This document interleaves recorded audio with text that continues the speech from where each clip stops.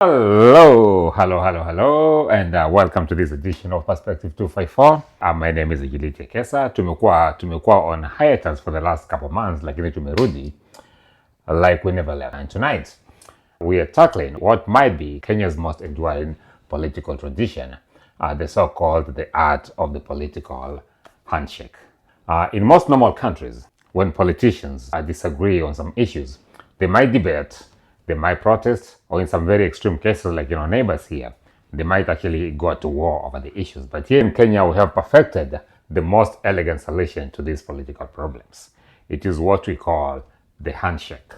It is that magical moment when two sworn enemies suddenly become friends, when fierce opponents transform into bosom buddies, and when political rivals turn into,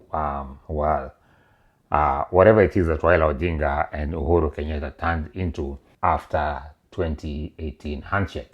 Now, let's talk about the undisputed heavyweight champion of Kenyan political handshakes. One Raila Amolo Odinga, aka Agwambo or Baba.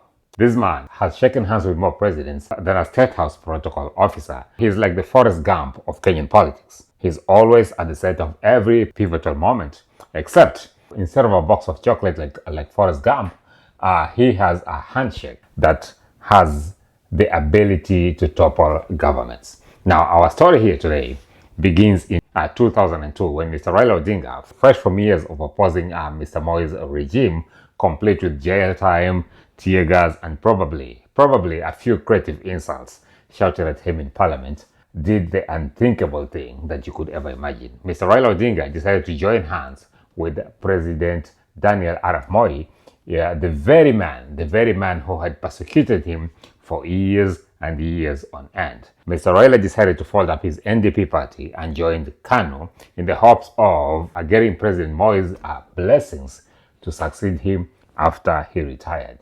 This was like watching a mouse suddenly become best friends with the cat that has been chasing him over the years. But here's the kicker.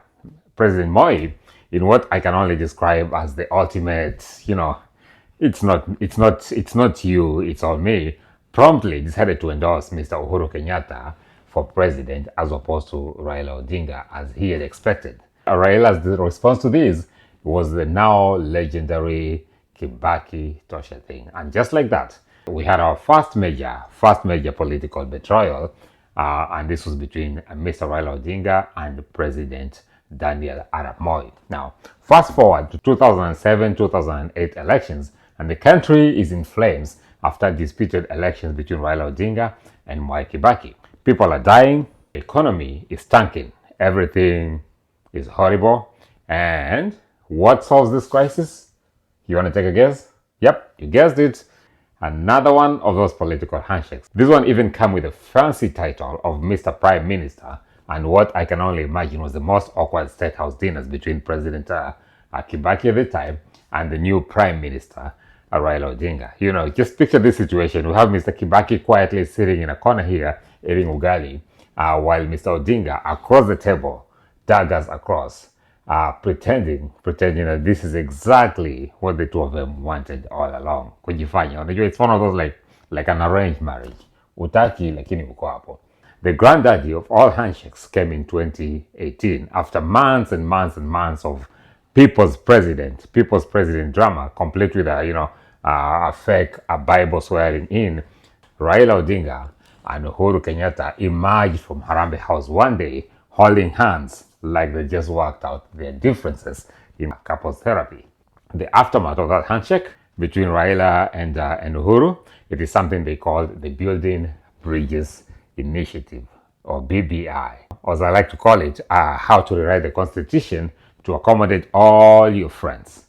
The same thing that actually left Ruto out, and he was so pissed off about that. The Supreme Court, of course, in their infinite wisdom, took one look at this BBI document and said, no way, he is sawa. However, the handshake still lives on in spirit. And now here we are in 2025, and the political landscape has actually shifted significantly, a lot. This time, we have Dr. Ruto in State House, and Raila, Raila ako wapi? Well, we don't know where Raila is, but Ruto is in State House. Now, the man who once could summon crowds with a single tweet is now quieter. Amenyamaza kabisa. Amenyamaza kabisa like a church mouse during Lent. Here again, we find ourselves in another handshake situation, this time between Dr. Ruto himself and Raila Odinga, and it's disguised as something called the broad-based government. Watu wengine wanaita the bread-based government. You know, the nusumkate thing between, that Raila is very famous for. The signs are all there. The sudden AU job push, which, by the way, Mr. Raila Odinga failed really terribly. We have the toned down rhetoric. Raila haongei sana, the conspicuous absence from protests, hakuna maandamano, amenyamaza. So there's all these signs that point towards a handshake between the two of them. It is basically like watching a political fade out, but in slow motion. Polepole Raila anatoka, slow motion. But one thing about nature is nature really hates a vacuum. And in the silence of Mr. Raila Odinga, somebody else has stepped in. And this is none other than one Rigathi Gachagua, the man who once told Kenyans who did not vote for Kenya Kwanza that the government is basically for Kenya Kwanza people. Now, those who did not vote for Kenya Kwanza should feel free to go ahead and starve. It is like watching a villain from last season's show suddenly become the hero. It's very confusing, it's unexpected, and honestly, it is a little bit humorous. Have you seen all of those Gachagua's interviews all over the place? Gachagua's recent rants about corruption and the system, as he calls it, ever since he was booted out of the deputy president's office by his boss, Dr. Ruto, have created quite a ruckus, not just in Kenya Kwanza, but in the country in general. One minute, Mr. Gachagua is a government attack dog. He's biting everybody left and center. And the next minute, he's howling about the very system that he actually helped install. So, what does all this mean for Kenyans? Are these handshakes genuine attempts at unity, or are they just political theaters that are designed to keep us distracted while the real business happens behind closed doors? Kenya's handshakes politics presents a double-edged sword. While these political truces can diffuse tensions, as was the case in 2008 crisis, they also create a dangerous side effect. The opposition evaporates overnight, leaving no checks and balances to power. Voters feel betrayed when the campaign promises that they were promised dissolve in handshake smoke. You shake hands and everything goes to like pfft. These deals that are made with the handshakes do not solve any problems.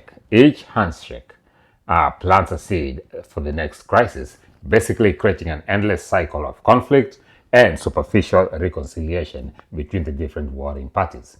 Hakuna solution hapa. What is actually marketed as a national unity often looks like the elite making deals behind our backs, prioritizing political survival over any meaningful reform for the country. True progress requires addressing root causes and not just staging photo opportunities, kama hizi.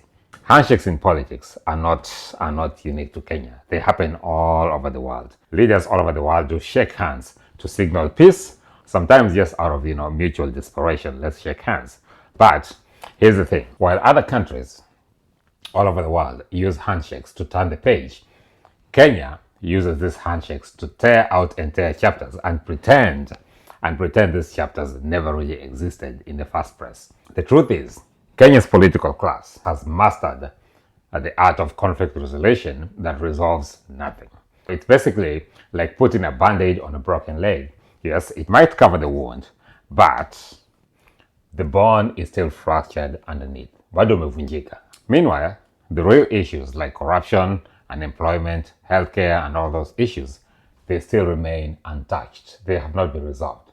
People have shaken hands, lakini shida bado ziko. So, where does this leave us as a country and as a people in Kenya? It leaves us with more questions than it gives answers. While handshakes in other parts of the world come with roadmaps, ours, they come with exit strategies for the opposition. Raila Odinga shakes hands and suddenly there's no more mandamanos, mambo iko sawa, everything is all good. Mr. Ruto extends his hand and poof, the people's president is now an AU job applicant. Ametafuta kazi AU with the support of Mr. Ruto.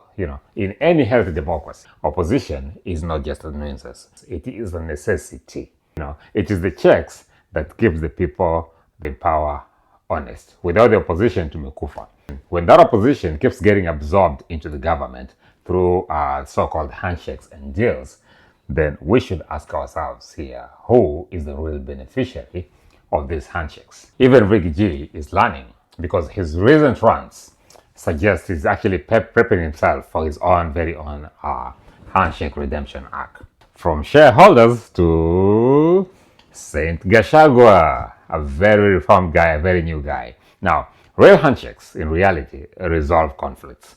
Ours in Kenya, they just recycle the players. Nothing in quite resolved happen. It's basically like musical chairs, a game of musical chairs where the music never stops, the chairs never change, and we, the spectators, we're just left in a dizzy. Kenya, the only thing more predictable than a political handshake is the disappointment that follows that handshake. Tumezoea. So, next time you see politicians shaking hands for whatever reason, ask this question: is this a new beginning for us, or just the same old script with a fresh hand sanitizer? My name is Riggy G, and this has been Perspective 254. Until next time, cheers.